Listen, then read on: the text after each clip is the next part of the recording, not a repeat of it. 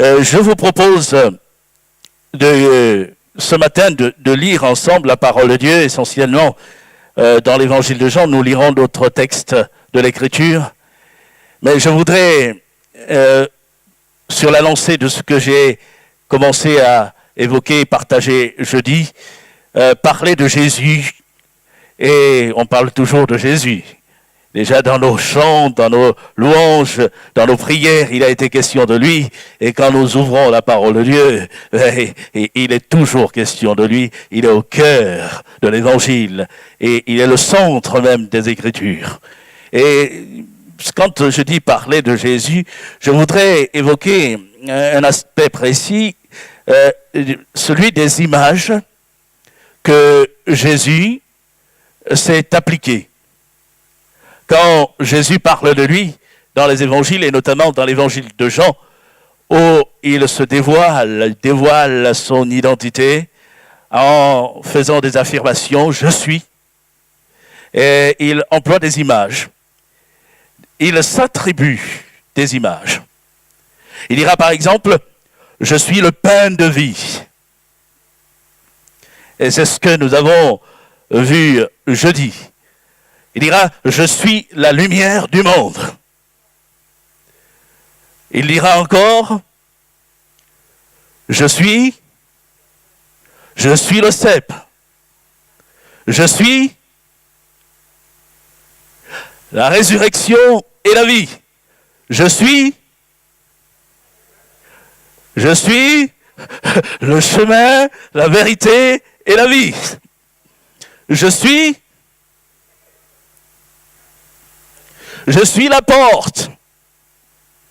Je suis la porte. Je suis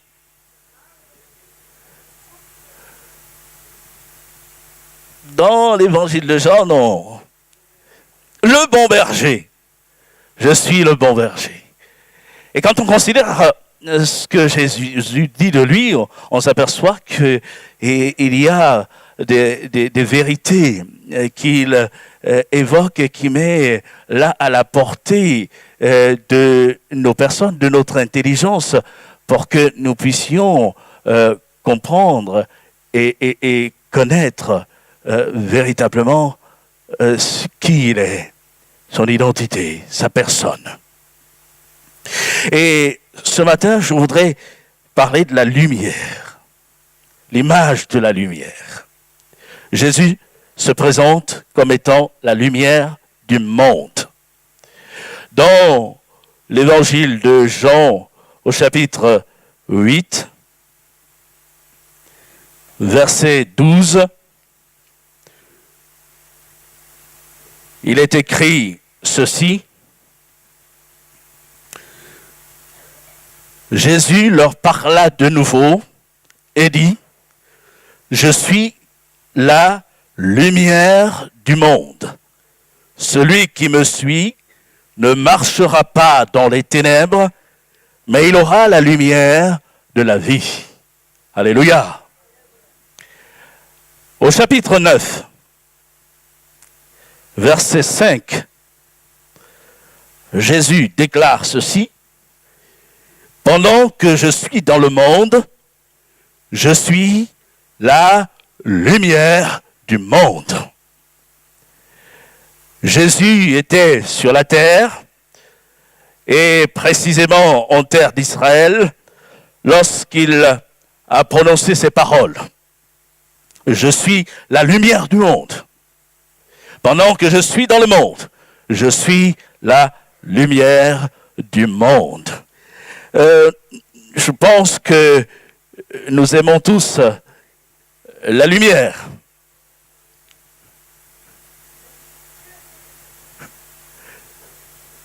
Qui est-ce qui n'apprécie pas la lumière? Qui est-ce qui n'apprécierait pas la lumière? On est plus rassuré quand il y a de la lumière. Et on sait avec beaucoup de certitude de ce que l'on fait lorsqu'on est dans la lumière. On apprécie la lumière, on aime la lumière. Et Jésus se présente comme la lumière du monde. Déjà, nous pouvons, en relevant ce que nous venons de dire, tirer la conclusion suivante. Nous devons aimer Jésus. Nous devons apprécier Jésus. Jésus apporte de l'assurance à notre vie. Mais quand il parle de la lumière, il est question vraiment de vie, de toute notre vie. Il nous apporte la vie. Nous ne pouvons pas vivre sans lui. Et nous ne devons pas vivre sans lui. Nous ne sommes pas créés pour vivre sans lui. Je disais qu'il y a un principe dans la compréhension des passages du Nouveau Testament, en l'occurrence, qui a été affirmé et réaffirmé par un rabbin à un pasteur. Le pasteur s'est lancé dans les études de l'hébreu et il a commencé à lire le Nouveau Testament en hébreu. Il y a des traductions. Vous savez, Jésus parlait hébreu. Donc, quand il s'exprimait aux gens de son peuple, il le faisait naturellement en hébreu. Et donc, le pasteur a entrepris cette étude en reconsidérant le texte en hébreu, notamment les paroles de Jésus. Et il a eu besoin de l'aide d'un rabbin qui lui a donné ce principe, après, bien sûr, avoir lu, lui, le Nouveau Testament. Il a dit, derrière tout passage ou tout texte du Nouveau Testament se cache au moins un texte de l'Ancien Testament. Il avait bien compris qu'en fait, le Nouveau Testament est caché dans l'Ancien Testament et que l'Ancien Testament est révélé dans le Nouveau Testament. Et quand Jésus dit « Je suis la lumière du monde », cette réalité est déjà évoquée dans l'Ancien Testament. Il y a plusieurs passages qui parlent de lumière et la lumière appliquée à la personne de Jésus. Et je voudrais en choisir un ce matin dans le livre du prophète Ésaïe, où il est question du serviteur de l'Éternel, en l'occurrence ici Jésus. Ésaïe chapitre 42. Nous lirons une bonne partie du texte, commençant par le premier verset, mais le passage qui nous intéresse le plus ce matin se situe au verset 6 et 7. Il est dit, « Voici mon serviteur que je soutiendrai, mon élu en qui mon âme prend plaisir. J'ai mis mon esprit sur lui, il annoncera la justice aux nations. Il ne criera point, il n'élèvera point la voix et ne la fera point entendre dans les rues. Il ne brisera point le roseau cassé et il n'éteindra point la mèche qui brûle encore. Il annoncera la justice selon la vérité. Il ne se découragera point et ne se relâchera point jusqu'à ce qu'il ait établi la justice sur la terre et que les îles espèrent en sa loi.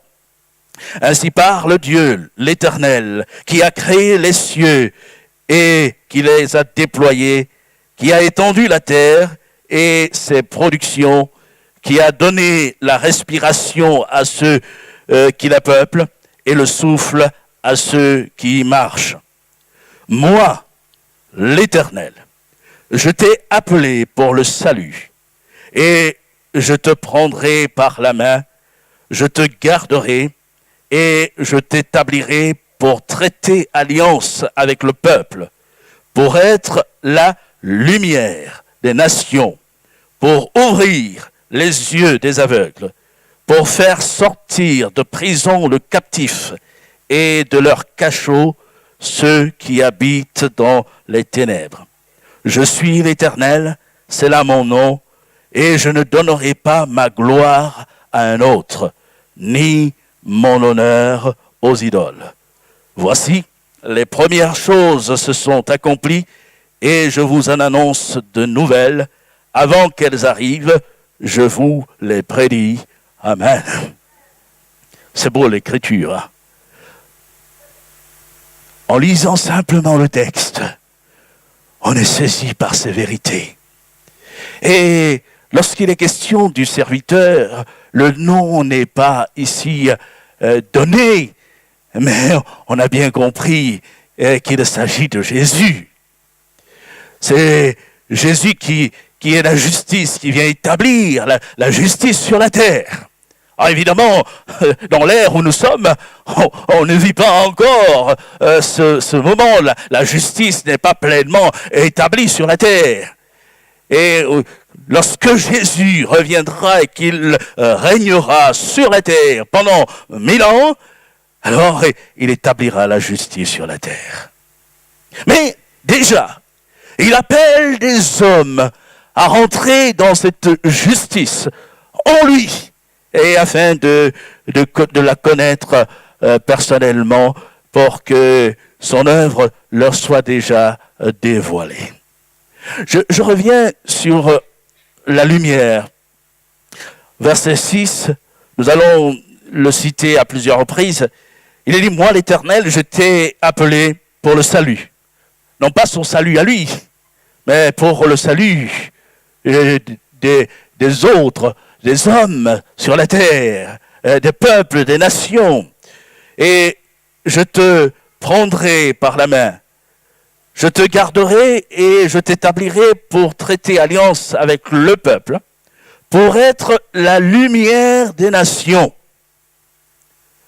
Jésus est la lumière des nations. Lorsqu'il est né, vous vous souvenez que quelques jours après, un homme d'un certain âge, appelé Siméon, l'a reçu, l'a pris dans ses bras. Et là, il s'est passé quelque chose de remarquable. C'est que, ayant cet enfant frêle qui venait de naître dans ses bras, le cœur de Siméon a été saisi de joie. Et Siméon a adoré Dieu. Il a adressé cette prière au Seigneur parce que Dieu lui avait promis qu'il verrait le Sauveur avant sa mort. Et il a adressé cette prière en disant, Dieu, maintenant, Seigneur, tu laisses ton serviteur s'en aller en paix selon ta parole. Car mes yeux ont vu ton salut. Car mes yeux ont vu ton salut. Et dans le livre du prophète Ésaïe, chapitre 42, verset 6, Dieu a dit, moi, l'Éternel, je t'ai appelé pour le salut. Cette parole s'est accomplie au moment où Siméon avait Jésus dans ses bras. Il réalisait que Dieu accomplit toujours sa parole. Dieu est fidèle. Dieu est le sauveur de tous, le sauveur de tous les hommes, et en particulier le sauveur de ceux qui viennent à lui, de ceux qui choisissent de lui ouvrir leur cœur. Et le cœur de Siméon était ouvert au moment de recevoir le Messie Jésus. Et il dit, mes yeux ont vu ton salut. Mais il ne s'arrête pas là. Il va continuer en disant, salut que tu as préparé devant tous les peuples. Lumière pour éclairer les nations. Et on est en plein dans ce passage que nous avons lu. Je te garderai, je t'établirai pour traiter alliance avec le peuple, pour être la lumière des nations. Et là aussi, il réalisait que Jésus venait sur la terre pour éclairer les hommes. Lumière pour éclairer les nations. Et gloire! Quelle gloire! Gloire d'Israël, ton peuple. Gloire d'Israël. Qui est la gloire d'Israël? C'est lui qui est la gloire d'Israël. Et dans le texte que nous avons lu, Dieu dit, je suis l'Éternel, c'est là mon nom, et je ne donnerai pas ma gloire à un autre. Jésus est la lumière. Et c'est important de poser cela. Celui qui nous a été donné. Lorsque nous considérons l'évangile de Jean où Jésus se dévoile, nous relevons que dès le prologue de cet évangile, il est question de lui comme Dieu. C'est Dieu. Au commencement était la parole. Et la parole était avec Dieu, et la parole était Dieu. Toutes choses ont été faites par elle, et rien de ce qui a été fait n'a été fait sans elle. En elle était la vie, et la vie était la lumière des hommes. La lumière, lui, dans les ténèbres, et les ténèbres ne l'ont point reçue. Il y a eu un homme envoyé de Dieu, son nom était Jean. Il vint pour servir de témoin, pour rendre témoignage à la lumière, afin que tous crussent par lui. Il n'était pas la lumière, mais il apparut pour rendre témoignage à la lumière. Cette lumière était la véritable lumière qui, en venant dans le monde, éclaire tout homme. Alléluia. Juste, nous allons éteindre nos téléphones portables. Merci. Veillons à cela parce que ça peut être perturbant. Merci. Donc je disais que dans ce prologue, Jésus est appelé et présenté comme Dieu. Je suis l'Éternel, c'est là mon nom. Et la parole renvoie à sa personne. Et il est aussi question dans ce prologue de la lumière. On voit que c'est un sujet qui est central dans l'évangile de Jean. Et quand Jésus va dire « Je suis la lumière », il ne fait là que révéler effectivement sa personne. Aucun homme n'est la lumière. Homme ordinaire. Pour être la lumière, pour éclairer les hommes, il faut être Dieu. Et d'ailleurs, on relève dans ce prologue le jeu d'affirmation et de négation lorsqu'il est question de la lumière, autour de la lumière. Il y a là dans la construction ce jeu. La parole était Dieu. En elle était la vie. Et la vie était la lumière des hommes. Verset 9, cette lumière était la véritable lumière qui, en venant dans le monde, éclaire tout homme. On prend la parole qui est lumière, la parole qui est Dieu, la parole qui a été faite chair, c'est bien Jésus. Et cela est affirmé avec force ici par Jean. Mais quand on lit un peu plus bas, il est question du prophète Jean-Baptiste. Il est dit, il y eut un homme envoyé de Dieu. Son nom était Jean. Mais il sera dit, il n'était pas la lumière. Les gens ont pensé que Jean était le Messie promis. Ils ont voulu venir à lui pour se laisser guider, conduire par lui en le considérant comme l'envoyé par excellence de Dieu, comme étant celui qui sauve Israël, mais l'humanité. Mais Jean a dit, je ne suis pas le Messie. Il n'était pas la lumière. Mais il est venu pour rendre témoignage à la lumière. Et j'ai trouvé cette précision pour moi très, très encourageante et pour chacun d'entre nous. Parce que dans le fond, le Saint-Esprit aurait pu se passer de préciser à propos de Jean qu'il n'était pas la lumière.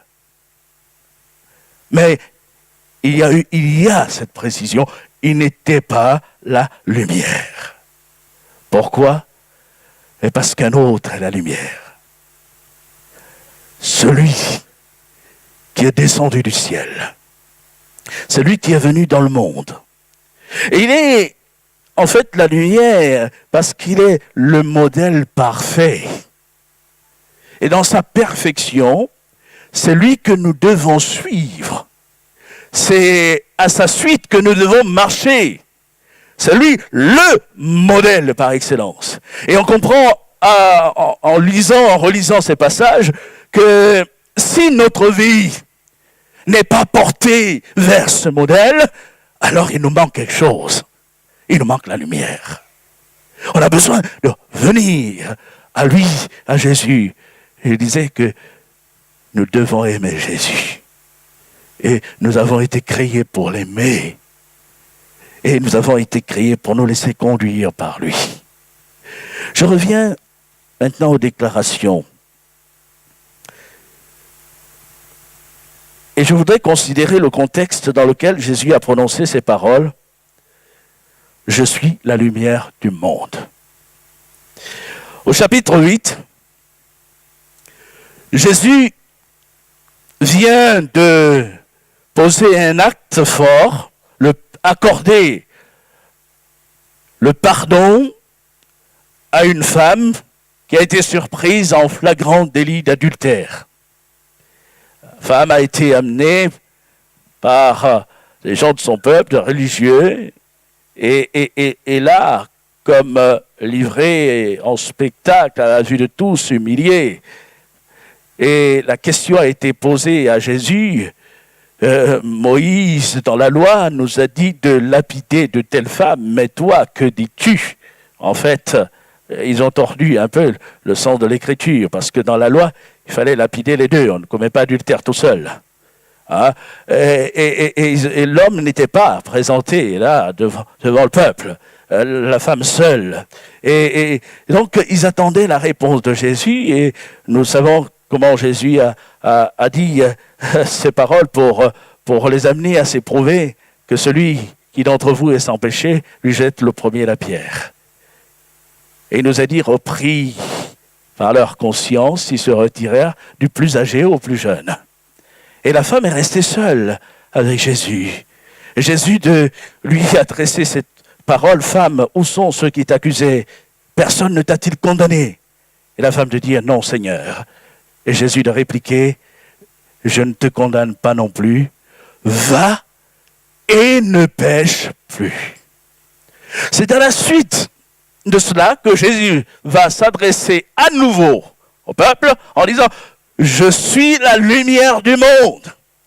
Celui qui me suit ne marchera pas dans les ténèbres.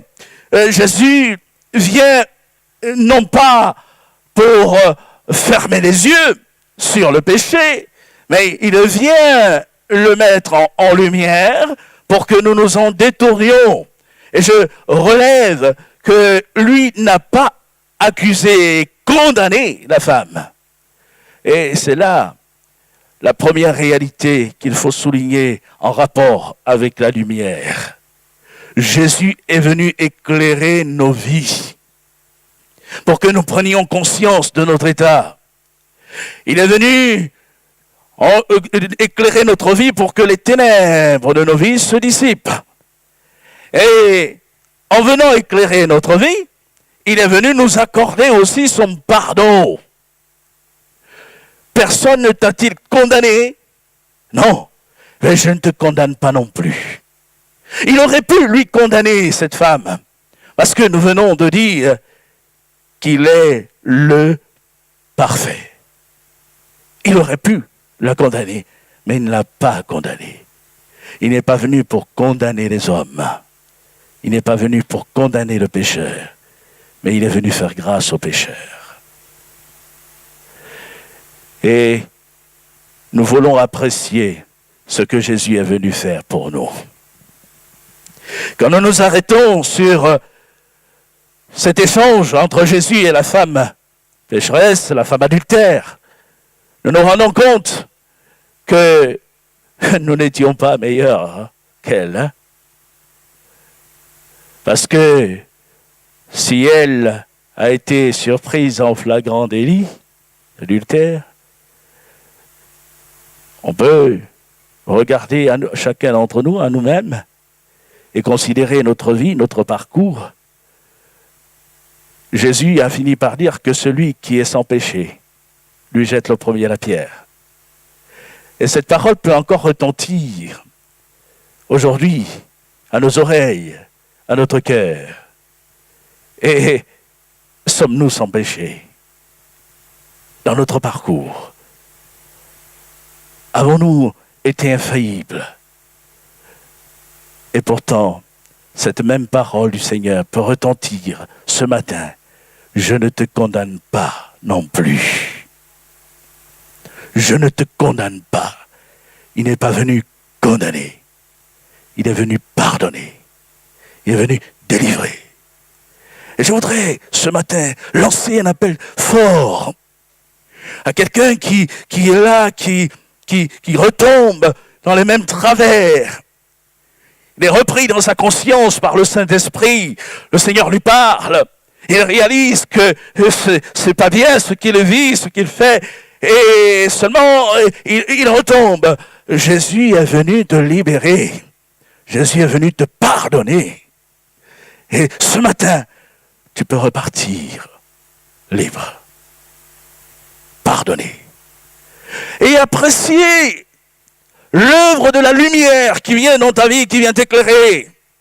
Parce que aussi longtemps que tu demeureras dans ton péché, dans l'état où tu es, tu n'apprécieras pas l'effet de la lumière dans ta vie. Tu n'apprécieras pas l'œuvre de Jésus dans ton cœur.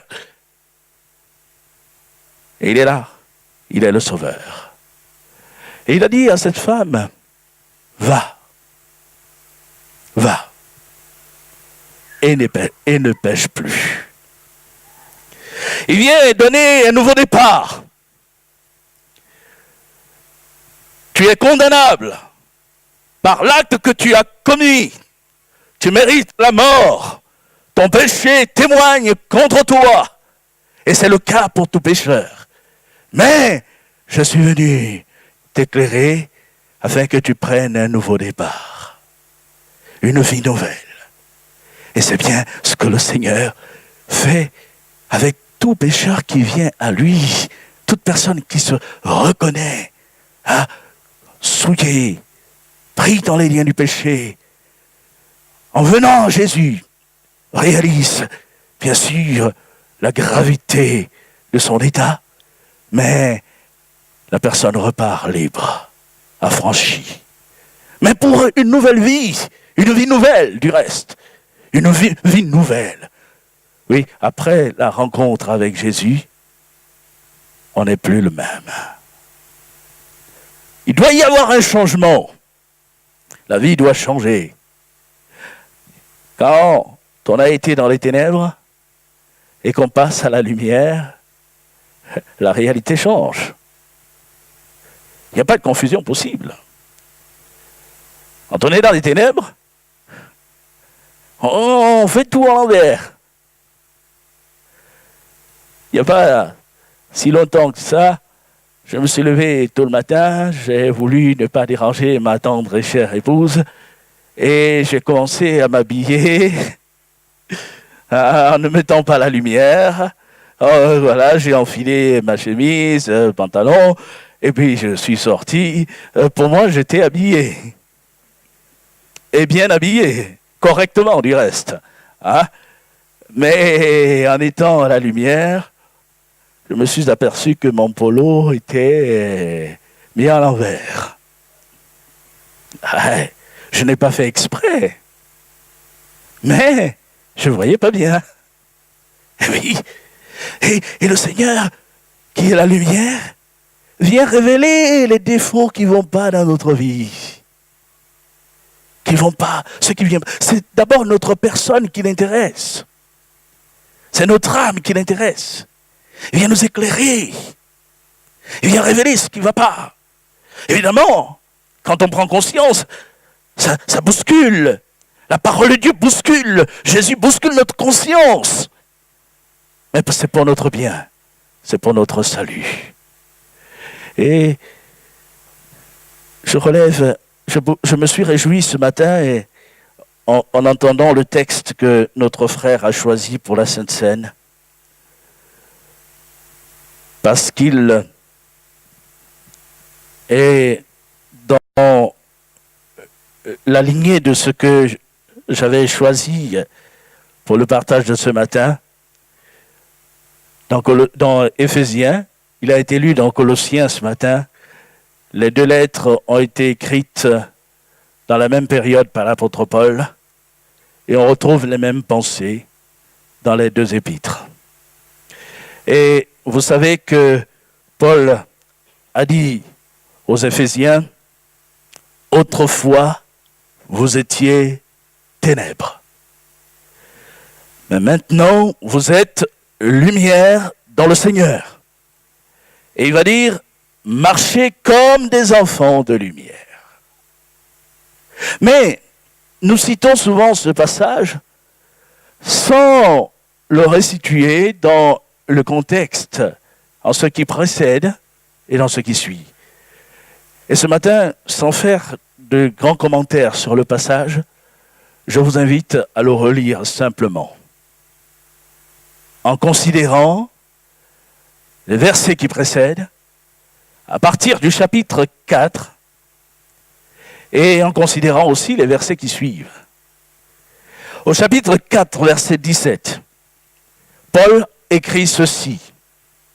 « Voici donc ce que je dis et ce que je déclare dans le Seigneur, c'est que vous ne devez plus marcher comme les païens qui marchent selon la vanité de leurs pensées. Ils ont l'intelligence obscurcie. Ils sont encore dans les ténèbres et ils sont ténèbres. Ils sont étrangers à la vie de Dieu à cause de l'ignorance qui est en eux, à cause de l'endurcissement de leur cœur.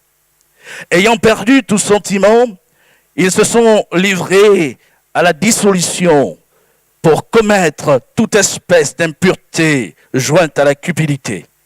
Mais vous, ce n'est pas ainsi que vous avez appris Christ. Si du moins vous l'avez entendu, et si conformément à la vérité qui est en Jésus, c'est en lui que vous avez été instruits à vous dépouiller, eu égard à votre vie passée, du vieil homme qui se corrompt et par les convoitises trompeuses, et à être renouvelé dans l'esprit de votre intelligence et à revêtir l'homme nouveau, créé selon Dieu dans une justice et une sainteté que produit la vérité.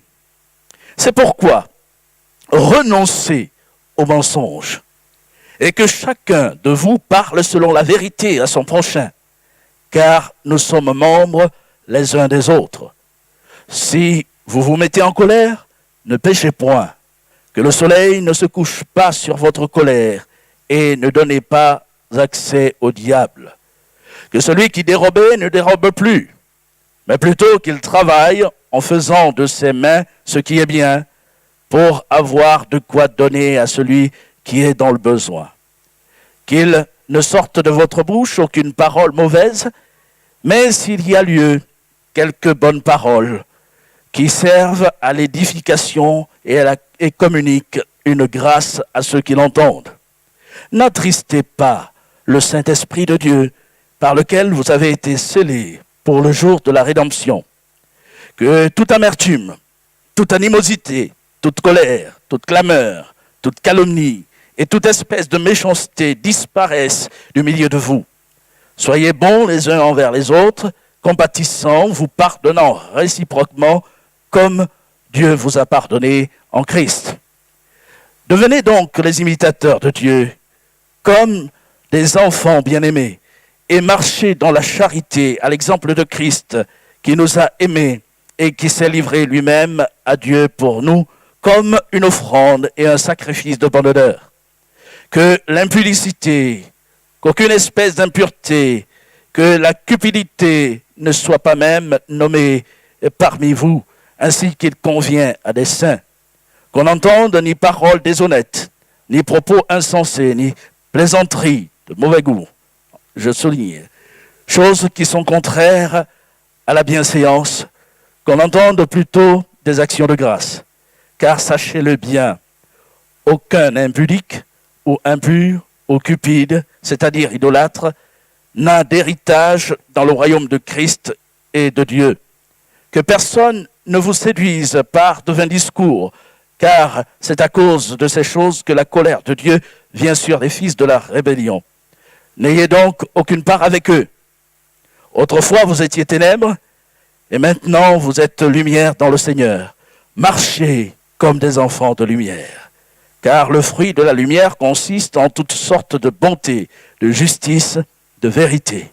Examinez ce qui est agréable au Seigneur, et ne prenez point part aux œuvres infructueuses des ténèbres, mais plutôt condamnez-les.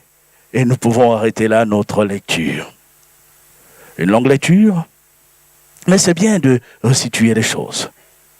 On voit la marche sans Christ et la marche avec Christ. Ce qu'on était et ce qu'on faisait, parfois naturellement, avant de connaître Jésus, qu'on pensait bien, et on le voit ici passer au crible de la lumière de Christ, et on découvre en réalité que on n'était pas si bien que ça. Nous, cette parole, l'apôtre, vous étiez ténèbres, vous êtes devenus lumière dans le Seigneur. Marchez comme des enfants de lumière. Et là, il y a deux réalités, et on retrouve les deux réalités dans l'expérience vécue par la femme adultère, renvoyée par Jésus, libre, pardonnée. Elle était, il y a sa personne, il y a aussi sa marche. Le Seigneur vient d'abord éclairer notre vie. Vous étiez ténèbres. Votre personne a été changée. Il a éclairé notre intelligence. Et l'apôtre Paul, écrivant aux Corinthiens, dira dans sa deuxième lettre, chapitre 4, verset 3, « Si notre évangile est encore voilé, il l'est pour ceux qui périssent, pour les incrédules, dont le Dieu de ce siècle a voilé l'intelligence, afin qu'ils ne voient pas briller la splendeur de l'évangile, de la gloire de Christ, qui est l'image de Dieu. » Oui, l'intelligence voilée. Mais notre intelligence était pareil, voilée. Et le Seigneur est venu nous éclairer. Nous étions ténèbres. Et Jésus, la lumière, est venu éclairer notre intelligence. Et nous avons vu briller la splendeur de l'évangile. Nous avons découvert que l'évangile est bien pour nos vies, pour nos âmes. Et notre condition a changé. Notre vie a changé. Notre cœur, les dispositions de notre cœur ont changé. Et puis, l'œuvre du Seigneur ne s'est pas arrêtée là et elle ne s'arrête pas là. Et il sera dit, marchez. Après avoir été éclairé, on ne s'arrête pas en disant, ben, ça y est, tout est bon, je vais reprendre ma façon de faire, de vivre. Non, marche dans la lumière. Et que l'œuvre de Christ t'amène à ressembler à celui qui est la lumière. Jésus a dit à ses disciples, vous êtes la lumière du monde. Vous êtes la lumière du monde. Que votre lumière luise au sein des ténèbres. Oh, c'est lui qui est la lumière. Comment se fait-il que des hommes pécheurs soient appelés lumière? Est-ce parce qu'il est rentré dans notre vie? Il est rentré dans notre cœur. Il est venu éclairer, changer notre vie. Et on peut avec lui marcher dans la lumière. Et ainsi glorifier son nom. Le pécheur changé, transformé et engagé avec Christ dans une vie nouvelle. Et ce, pour non pas quelques jours, quelques années. Et je pense notamment à ceux qui sont les plus âgés parmi nous, qui ont une longue expérience de marche avec le Seigneur. Nous voulons vraiment bénir le Seigneur pour leur fidélité, mais la marche ne s'arrête pas là. Si déjà pour eux, elle ne s'arrête pas là, à combien plus forte raison pour nous qui sommes les plus jeunes. Et nous voulons persévérer dans cette marche avec le Seigneur, dans la lumière. Que la parole de Christ puisse là éclairer nos vies. Nous arrivons dans une période un peu délicate, celle des vacances, où bon nombre d'entre nous vont partir. Et il y en a qui vont peut-être se retrouver dans des endroits où il n'y a pas d'église. C'est aussi une période qui est parfois propice au relâchement. Et on redouble un peu moins de vigilance. On se pose, on est décontracté, on sort, on casse un peu avec les habitudes, le train-train quotidien. Mais combien aussi dans cette période, beaucoup se sont laissés piéger au point de se détourner du Seigneur, de s'éloigner du Seigneur. Nous voulons nous souvenir, où que nous soyons, que nous sommes lumière dans le Seigneur et que nous sommes appelés à marcher dans la lumière et que notre lumière luise dans ce monde. Où que nous soyons d'ailleurs, dans ce temps de vacances, que l'on puisse aussi se tenir devant Dieu et dire « Seigneur, je suis là devant toi, permets que le témoignage que j'ai à rendre puisse amener quelqu'un à réaliser qu'il est encore dans les ténèbres et qu'il a besoin de toi. » Et ainsi, continuer notre marche et notre vie de témoin, comme Jean-Baptiste, qui est venu rendre témoignage à la lumière, et nous sommes aussi appelés à rendre témoignage à la lumière. Je vais terminer. Il y avait 2 exemples de déclaration de Jésus, « Je suis la lumière du monde ». La deuxième déclaration au chapitre 9 de l'évangile de Jean est faite avant que Jésus guérisse un aveugle de naissance. Et ce qui est remarquable dans ce passage, c'est que les disciples relèvent que l'homme est aveugle et il l'est de naissance, et ils vont dire à Jésus, « Seigneur, qui a péché pour que cet homme soit né aveugle? Lui ou ses parents ?» Et Jésus répondra, « Ce n'est pas que lui ou ses parents aient péché, mais c'est afin que les œuvres de Dieu soient manifestées dans sa vie. » Et c'est dans cette lancée que Jésus dira, « Pendant que je suis dans le monde, je suis la lumière du monde. » Et il guérira cet homme. Je passe les détails. L'homme aveugle était comme dans les ténèbres du fait qu'il ne pouvait pas voir la lumière. Et quand il rencontre la lumière, celui qui est la lumière, qu'il est guéri, il peut apprécier la lumière du jour, le soleil. Il voit clair. Et ce qui est intéressant à voir ici, c'est que dans le prolongement de ce que Jésus a fait pour la femme adultère, il y a cette vérité. Il est venu nous éclairer, pas seulement pour nous sortir de notre péché, parce qu'il refute ici toute idée de péché. Ce n'est pas que lui ou ses parents aient péché. Non, ne voyez pas les choses de cette manière-là. Mais je suis venu pour lui. Je suis venu l'éclairer. Je suis venu le guérir. Je suis venu lui faire du bien. Je suis venu étendre ma compassion sur lui. Et la guérison, c'est le témoignage de la compassion de Dieu. Et Jésus est celui qui nous apporte la compassion de Dieu. Il vient la manifester à notre égard. Il est venu guérir nos cœurs, guérir notre âme. Mais, plus loin, à la fin de ce témoignage de l'homme guéri, on découvre que Jésus va se dévoiler à lui comme étant le Messie. Jésus lui dit, « Crois-tu au Fils de Dieu ?» Chapitre 9, verset 35. Et il répondit, « Et qui est-il, Seigneur, afin que je croie en lui ?»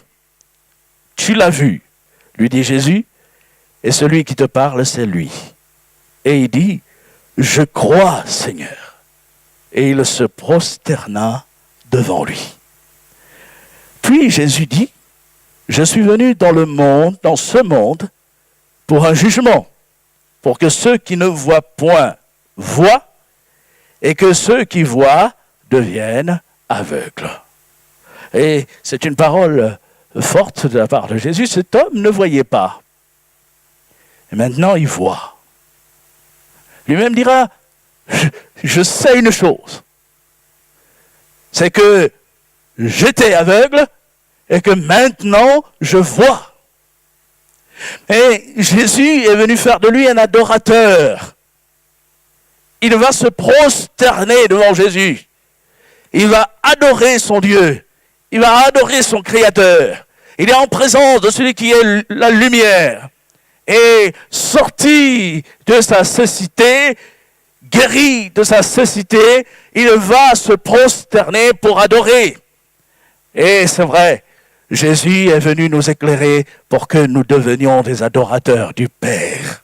Que nous puissions être de ceux qui se prosternent devant lui et de ceux qui lui apportent véritablement leur adoration de tout leur cœur. Et le Seigneur fait une œuvre merveilleuse, une œuvre belle. Il ne nous a pas seulement retirés de notre péché, il a éclairé notre vie, changé notre vie, mais il nous a attirés à lui pour que notre cœur exprime cette adoration, cette louange. Et il est important, là, dans la présence du Seigneur, d'être encore touché au plus profond de soi-même pour apporter son adoration au Seigneur. Lorsque nous nous retrouvons, comme ce matin, c'est important d'exprimer notre louange, notre adoration, mais aussi quand nous sommes seuls chez nous, où que nous soyons, nous sommes des adorateurs du Dieu vivant, du Dieu tout-puissant. Et que cette réalité soit encore gravée dans notre cœur, dans notre vie. Oui, Seigneur, tu as ouvert mes yeux. J'étais aveugle. Je ne pouvais pas t'adorer. Mais maintenant, je vois. Maintenant, je t'ai connu. Et maintenant, je t'adore. Maintenant, j'ai rencontré celui qui m'a été destiné, celui qui m'a été envoyé. Et que le Seigneur nous aide les uns et les autres aussi à lui apporter cette louange et cette adoration. Dans notre marche, dans notre vie, et qu'ainsi notre cœur se réjouisse encore dans sa présence. C'est une adoration qui n'aura point de fin. Elle a commencé par cette rencontre avec Jésus, mais elle se poursuit tout au long de notre marche. Nous sommes des adorateurs. Mais elle se poursuivra encore au-delà de cette terre quand Jésus reviendra. Et que nous irons ensemble à sa rencontre. Et notre cœur aspire à cela. Et nous l'adorerons encore. Et dans le ciel, nous serons de ceux qui se prosterneront devant lui, ayant des palmes à la main, revêtus de robes blanches, et célébrant l'agneau qui a été immolé, et celui qui nous a rachetés par son sang. Nous serons là de ceux qui lui apporteront encore leur louange, notre adoration. Et merci Seigneur pour ton œuvre. Merci d'avoir éclairé nos vies. Et merci d'avoir changé nos cœurs, de les avoir transformés. Et merci de continuer cette œuvre parmi ceux qui ne te connaissent pas encore, afin qu'ils sortent aussi des ténèbres et qu'ils puissent aimer la lumière et s'attacher à toi. Amen. Que Dieu nous bénisse. Que le nom du Seigneur soit loué.